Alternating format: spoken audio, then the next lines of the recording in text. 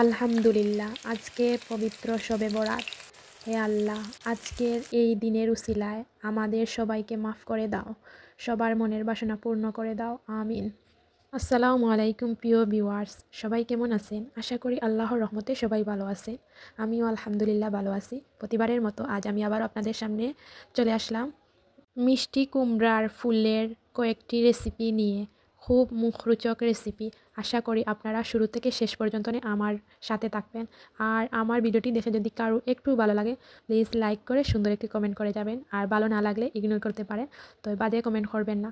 তাহলে দেরি না করে মূল রেসিপিটা শুরু করা যাক। প্রথমেই দেখতে পারা আমার হাজব্যান্ড খদুর ফুল আর লবি এগুলো আনছেন। এগুলো এক আত্মীয়র বাড়ি থেকে আইছে, মানে খালার বাড়ি থেকে। এতগুলো ফুল দেখে নিজে আবার হতাশ হয়ে গেছি। তো সব ফুল তো একসাথে খাইতে পারবো না, তাই পাশের 2-3 ঘরের মানুষদেরকেও দিয়ে দিলাম, আর কিছু আমাদের ঘরের জন্য রাখলাম। তো দেখতে পারা আমি ফুলগুলো পরিষ্কার করে খাটিয়া দইয়া রাখিয়া আর সাথে চাউল আর ডাইল মিলাইয়া আমি মিশ্রণ করছিলাম। এখন কাঁচামরিচ আর পেঁয়াজগুলো দিয়ে দিলাম। দেখতে পারা আমি চাউল আর ডাইল একসাথে মিশ্রণ হরিয়া গুটিয়ে নিছিলাম। তারপরে হলুদের গুঁড়া, মরিচের গুঁড়া, আর আমি যে কোনো সময় একটু মরিচ কম দিই আমার বাচ্চার জন্য। আপনারা চাইলে এর চেয়ে বেশি দিয়া আপনাদের স্বাদ অনুযায়ী রান্না করতে পারেন। তারপরে দেখতে পারেন ধনিয়ার গুঁড়া দিলাম, পাঁচফোড়ন দিলাম। একবারে শেষে আমি পরিমাণ মতো লবণ দিয়ে দিলাম। এখন আমি ভালো করে মাখিয়ে ম্যারিনেট করে নেব। আপনারা চাইলে এই পেস্টের মাঝে ডিমও এড করতে পারেন। তো আমি আজ আর ডিম এড করলাম না, ডিম ছাড়া আজ আমি পাকোড়া রান্না করব। তো দেখতে পারা ম্যারিনেট করা সবগুলো এক এক করে আমি বড়া বানিয়ে গরম তেলের মাঝে দিয়ে দিলাম। এখন কিছুক্ষণ অপেক্ষা করব দুনো সাইড ভাজার জন্য। তো দেখতে পারা খুব সুন্দর হয়ে ভাজাওয়ার। তো অলরেডি এক সাইড ভাজা হয়ে গেছে, এখন আমি উল্টে দেব। মিষ্টি কুমড়ার পাকোড়া রেসিপি কম বেশি সবারও পছন্দ করেন খেতে। তো বেশিরভাগ মানুষ দেখছি এমনিতে ফুল দিয়েও শুধু পাকোড়া রান্না করেন। তো আজ আমি বড়ার মতন পাকোড়া রান্না করলাম। আশা করি আপনাদের কাছে ভালো লাগছে এই রেসিপিটা। মিষ্টি কুমড়ার ফুল দিয়ে অনেক রকমের রেসিপি রান্না করা যায়। তো আমরা গ্রামের সাদাসিধা মানুষ, আমরা তো তেমন উন্নত তেমন রেসিপিগুলো দিয়েও করতে পারতাম না। তো আমরা চারিপাশে যা থাকে তাও আপনাদের সাথে শেয়ার করার চেষ্টা করি। তো আগের দিন পাকোড়া রান্না করছি, এখন সেমও পাকোড়ার মতন আজ শুধু সকালে ফুল দিয়ে অন্যরকম একটা রেসিপি আপনাদের সাথে শেয়ার করব।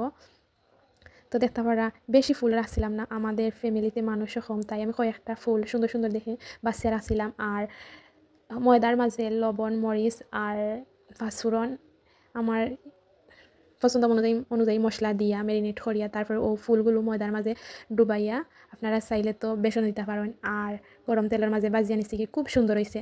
আসলে আমি মনে করি এই বড়াটা কি ফুলের বড়াটা কি এই ফুলের পাকোড়ার কি ফাফড়া পাকোড়াটা খুব দারুণ হয়েছে। তো আমরা সসের সাথে খাইলাম। আসলে সসের সাথে খেতে খুব ভালো লাগে আর খুব মসমস হয়েছে।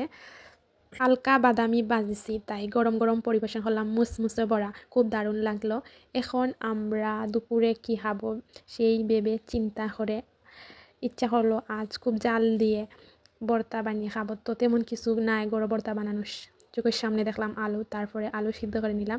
এখন আমার হাজব্যান্ড হঠাৎ করে আইসন, হাজব্যান্ডে কইরা তাই সবগুলো মাখাইবা। তো আসলে আমি মরিচ অনেক সময় মাখাই না, আমার হাতও জ্বলবো, আমার মেয়ে তো সবসময় খাওয়া নিলাই। তো দেখতে পারা আমি আর সবগুলো কইলাম না, আপনারা তো উপকরণ দেখতে পারছেন। মরিচ বাজিছিলাম আর কাঁচামরিচ কাঁচামরিচ দিছি না, পেঁয়াজ, ধনিয়া পাতা সবগুলো উপকরণ একসাথে মিশ্রণ করিয়া মাখাইয়া গরম ভাতের সাথে দুপুরে পরিবেশন করলাম। খুব দারুণ হয়েছে। আর সাথে আপনাদের সাথে আরও একটি মজাদার রেসিপি শেয়ার করব। আশা করি আপনারা সেই রেসিপিটা দেখেও ভালো লাগবে। মুখরোচক নাস্তার রেসিপি। তো আজ আমি আপনাদের সাথে শেয়ার করব ময়দা দিয়ে আলু দিয়ে একটা মুখরোচক নাস্তার রেসিপি। তো দেখতে পারা ময়দার সাথে সামান্য তেল লবণ মিশ্রণ করিয়া ময়দার ডোটাও তৈরি করা হয়ে গেছে। এখন আলুর খোসাটাও ছাড়ানো হয়ে যাব।